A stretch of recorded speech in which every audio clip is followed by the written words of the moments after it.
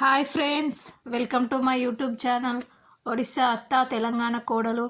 ఈరోజైతే మా ఇంట్లో టమాటా చారు చేస్తున్నాం. కేజీ వరకు టమాటాలు తీసుకున్నాం. టమాటాలను అయితే ఇలా కట్ చేసుకుంటున్నాను. మరి చిన్నగా చేయాల్సిన అవసరం లేదు, నార్మల్గా కట్ చేసుకుంటే సరిపోతుంది. చూడండి, ఇలా కట్ చేసుకున్నాం.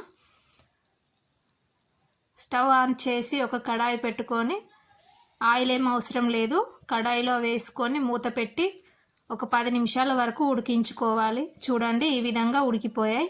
ఇలా గరిటెతో ఒకసారి కలుపుకోవాలి. మంట అనేది ఫుల్ పెట్టే ఇలా ఉడికించుకోవాలి.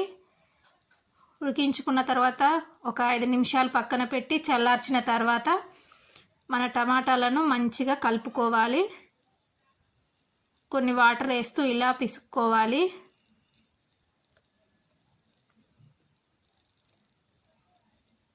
చూడండి, ఒక జాలి గిన్నె లాంటిది పెట్టేసి దాని కింద మళ్ళీ ఒక గిన్నె పెట్టేసుకొని దాంట్లో వేస్తే టమాటాలు అనేది దీంట్లో ఆగిపోతాయి. టమాటా చారు అనేది కింద గిన్నెలో పడిపోతుంది. చూడండి, ఇలా ప్రెస్ చేస్తూ కలపాలి. మళ్ళీ కొన్ని వాటర్ వేసి కలుపుకుంటున్నాం. చూడండి, టమాటా రసం.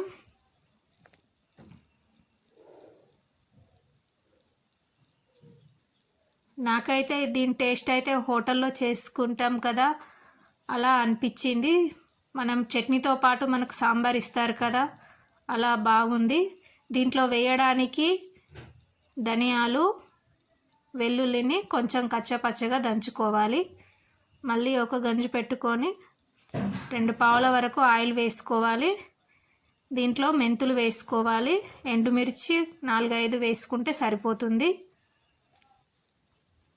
ఈ టమాటా చారులో 1 స్పూన్ పసుపు వేసుకుంటున్నాం. 1 స్పూన్ కారం వేసుకోవాలి. మనం దంచుకున్నాం కదా ధనియాలు, వెల్లుల్లి, అవి కూడా వేసుకోవాలి. ఈ చారులోనే 2 స్పూన్ల వరకు సాల్ట్ కూడా వేసుకుంటున్నాం. ఈ పోపులో అల్లం పేస్ట్ కూడా వేసుకోవాలి. ఇవన్నీ వేగాక మనం కలిపి పెట్టుకున్న టమాటా చారు కూడా వేసేసుకోవాలి. ఫ్రెండ్స్, మా వీడియోస్ మీకు నచ్చినట్లయితే లైక్ చేయండి, మరియు నా ఛానల్ని సబ్స్క్రైబ్ చేయండి, అందరికీ షేర్ చేయండి. చివర్లో కొత్తిమీర వేసుకుంటే టమాటా చారు రెడీ.